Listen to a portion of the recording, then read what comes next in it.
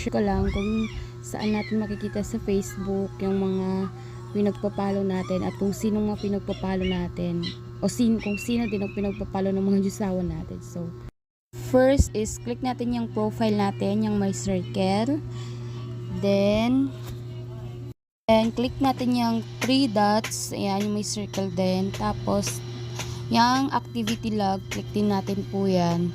Tapos, doon na po natin makikita. Ayan, yan, may ano po yun, may circle. Yan, may mga circle.